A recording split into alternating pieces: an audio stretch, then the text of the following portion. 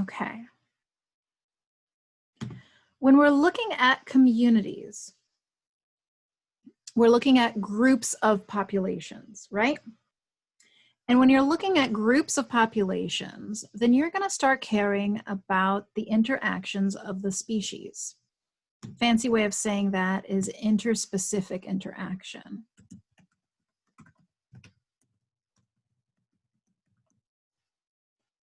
Interspecific interaction is the interaction between species, like international interaction would be the interaction between nations.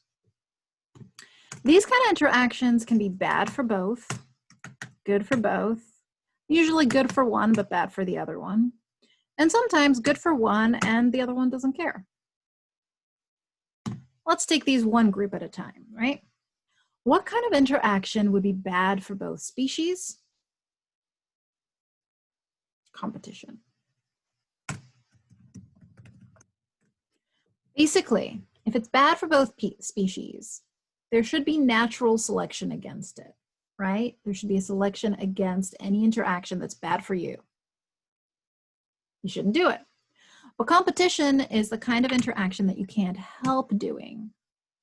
Competition results from when species are having overlapping niches. What's a niche? A niche is like how an organism lives. So like, you know, when they're born, when they die, when they reproduce, how they reproduce, where they nest, where they live, where are they in the daytime, where are they at night, where do they live at different times of year, what do they eat, how much do they eat, how do they hunt it, where do they hunt it? All that together creates the organism's niche. And so if two organisms have overlapping niches, basically how they live is the same, then they are competing for the same food. They might be competing for the same nesting sites. They might be competing for the same water. They might be producing the same waste, and so like harming each other by producing the same waste. So the more overlapping the two niches are, the more they are competing with each other. And they can't help competing with each other because that's how they are. They have to use that niche. So then there's a few possible outcomes. One possible outcome is exclusion. That's a fancy way of saying one of them goes extinct, right? If you're excluding the organism from the niche, it's dead, it's gone. This kind of exclusion happens because usually one species is a little bit better at using the niche than the other species, and so they just outcompete, and given long enough, they will outcompete to the point where one of them has to go extinct. However, like I mentioned, competition is bad for both, and it's bad for both the whole time. Even the one who's winning, would have still been better off if there was no competition at all. Therefore, there is a selective pressure to reduce the competition, and you can have solutions such as character displacement. And let me explain what character displacement is. Let's say, right, we have two finches. They're two different species. And when they live on two different islands, here they live on Los Hermanos and here they live on Daphne, we are looking right now at a histogram that's telling us what % of individuals has what depth of beak. So here on Los Hermanos, what's the average beak depth? Oh, I don't know, about a beak depth of 9, 10. How about in Daphne? Oh, beak depth of about 9, 10, right? They have the same beak depth, and that means that their niches are overlapping and that their beaks are the same size, so they're going to eat the same seeds. But they're in different islands, so who cares? There's no competition. Here on Santa Maria San Cristobal, their populations overlap. They live in the same island, which means they're trying to eat the same seeds, which means niche overlap, which means there is selection against that overlap. And what we're seeing is the average beak depth is now different for each species. In the green one, there's been selection for a deeper beak. In the orange one, there's been selection for a shallower beak, which means they're eating different seeds, which means they're not competing as much. This is character displacement. It's when the characteristics of the species change so that their niches no longer overlap.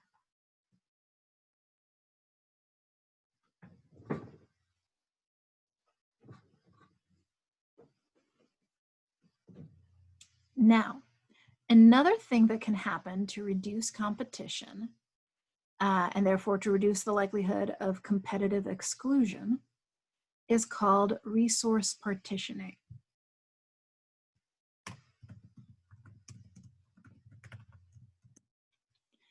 Resource partitioning is when the species are not actually going to use the entirety of their niche. So for example, we have here a couple different types of lizards, and they all really have similar niches, but what they do is they partition their niches so that this guy only hangs out right here on the tree. That guy tends to hang out on the fence posts, right? A different guy might hang out closer to the roots. And so they're no longer in as much competition with each other. Here's a great example of it. With no competition, the brown barnacles live over this entire area. But if there is competition, the brown barnacles can only really outcompete the blue ones at this part of their niche. We can say that when you have resource partitioning, the realized niche is smaller than the theoretical or fundamental niche, right? The realized niche is the actual niche they actually get to live in. The theoretical or fundamental niche is the one that they could have lived in if there weren't any competition.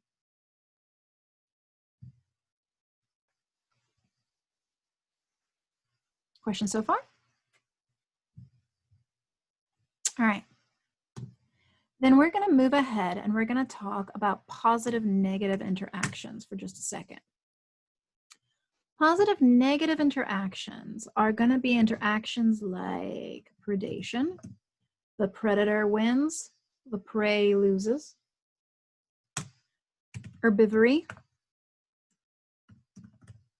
The herbivore wins, the herb loses.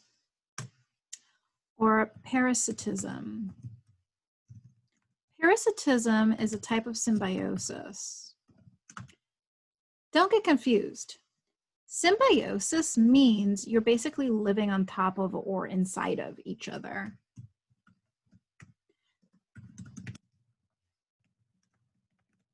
Symbiosis isn't always a good thing. Like a parasite lives inside you, but isn't good for you, right? It's a positive negative interaction. The parasite wins, the host loses. Now, whenever you have a positive negative interaction, an obvious question to ask is, can't the loser like evolve so that they're not losing anymore? Right? Like if I'm a bunny and I'm being attacked by like a fox, can't my bunny population over time evolve to run faster and hide better and avoid being attacked by foxes? Yeah, but you know what the foxes are doing? They're also evolving. So I evolved to run faster, the fox also evolves to run faster. I hide better, the fox has better ears and can hear me, right? We call that the Red Queen hypothesis. The Red Queen hypothesis basically says that the reason plants haven't made themselves so poisonous we can't eat them, that Hosts don't have strong enough immune systems to get rid of all parasites always. Prey can't avoid the predator because as fast as one is evolving, so is the other. They're both evolving at the same rate.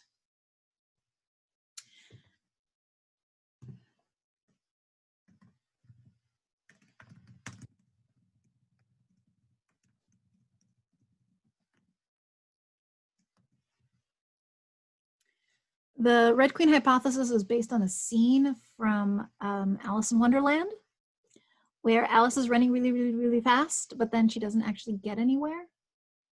And the Red Queen tells her, well, sometimes you have to run really fast to stay in the same place. Which, if I'm thinking back to my high school career, that was pretty much it. Run really, really, really fast to just not fail. Okay, but that was just a metaphor there.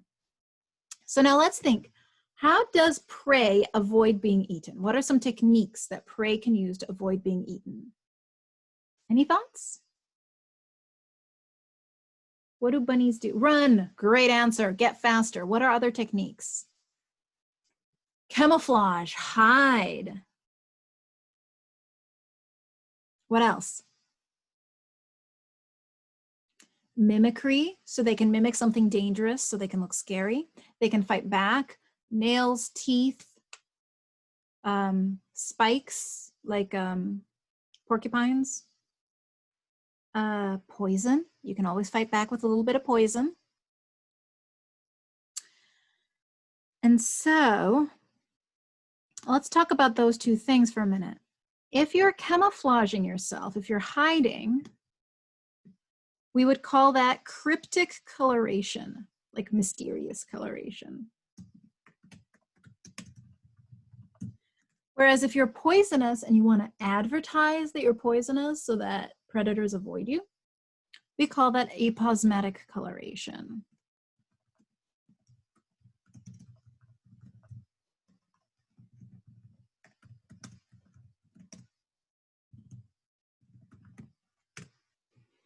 And because we have things like aposematic coloration, we end up also having things like mimicry.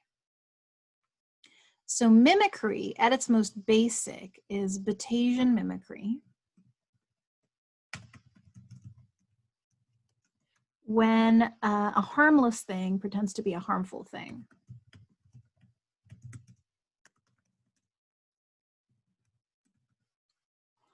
For example, here we see a moth pretending to be a snake. And that would benefit the moth because it's less likely to be eaten if it looks like a snake, but does it benefit the snake? It actually harms the snake. The snake is trying to advertise to the world that he's a tough guy, that he's really dangerous, and that you don't want to mess with him, bub, right? He wants to be this tough guy. He needs this tough reputation. But every time somebody like attacks a moth that looks like a snake and says, oh, that wasn't so tough, that was actually delicious. Every time that happens, now the green snake is a lot more likely to get attacked. And it might be tough, but it still gets hurt. It could still get killed. You know, maybe the person who tried to eat him eventually dies because he gets bitten and it kills him. But like before that, the snake got hurt. So Batesian mimicry is good for the mimic, bad for the one being mimicked. On the other hand, here we have Mullerian mimicry. Don't forget the umlaut on your Mullerian. It's when a harmful species and another harmful species look like each other.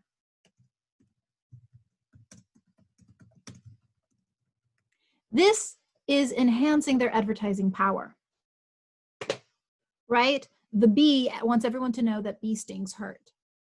The yellow jacket wants everybody to know that yellow jacket stings hurt.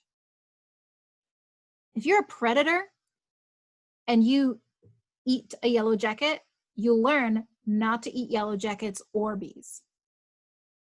So, thinking about how this could have evolved, right? Like, you have lots of different colored bees, lots of different colored yellow jackets, but it's the bees that look like yellow jackets and the yellow jackets that look like bees that are the least likely to get eaten by a predator.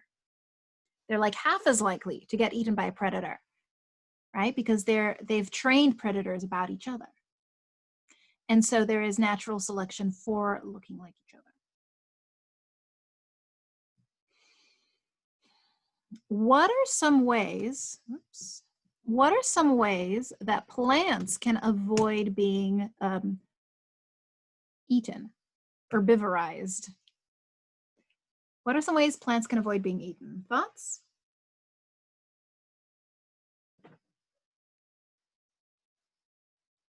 Poison. So for example, seeds have cyanide in them. Tobacco, nicotine is poisonous. Caffeine is poisonous. Cocaine is pretty poisonous. It's found in the coca plant. Spikes, yes. Thorns. And also they have these things called trichomes. Trichomes are fine little hairs. They can sometimes be spiky, they can sometimes be poisonous, but sometimes they're just fluffy. Like think about the fuzz on a peach, that's trichomes. And it makes it really hard for small herbivores like insects to get a bite of that peach or even land on that peach because that hair is pretty protective. Plants don't usually eat what's gonna eat them, except for some plants. Some plants can digest and absorb insects, but not usually. What else? Some plants actually recruit and have a symbiotic relationship with the predators of herbivores. So the plant is encouraging, oh, and you know, think about your relationship with like apples. You grow the apples, you protect the apples, you water the apples, you spray them with pesticides, right? Apples have us really well trained in that sort of mutualistic relationship we have with them. Yeah? And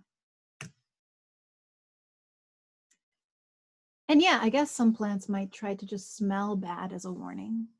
Anyway, then we get parasites, and the way organisms protect themselves from parasites is having an immune system.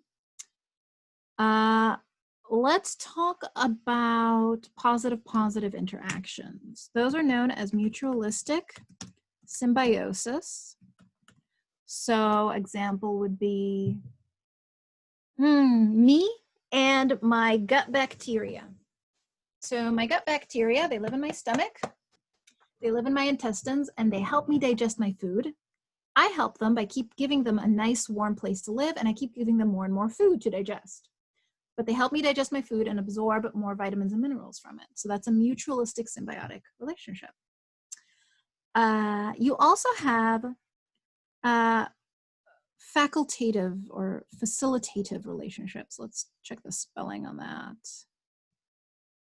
Facilitation relationships.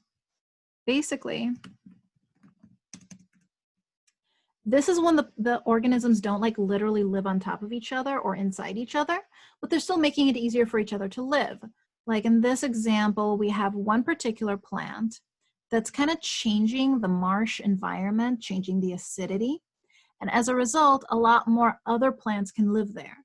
So with the juncus, a lot of plants have facilitated growth, but without it, they don't have that facilitated growth. And so you have a fewer number of species growing there. Let's see, so that was plus, minus. Plus zero. Plus zero is known as commensalism.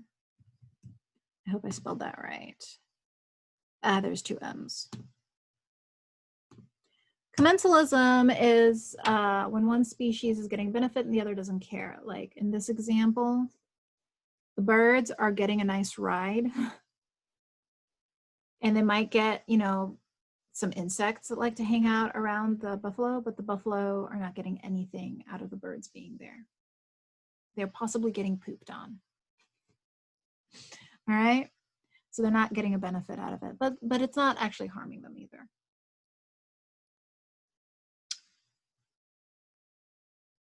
Let's take a 5-minute break. I'm so running out of energy. I need more water. When we come back, we will finish this chapter. We'll go on to chapter 55, and we will have kicked ecology in the butt. We will have covered all the ecology topics. All right, so 5 minutes, 6:55.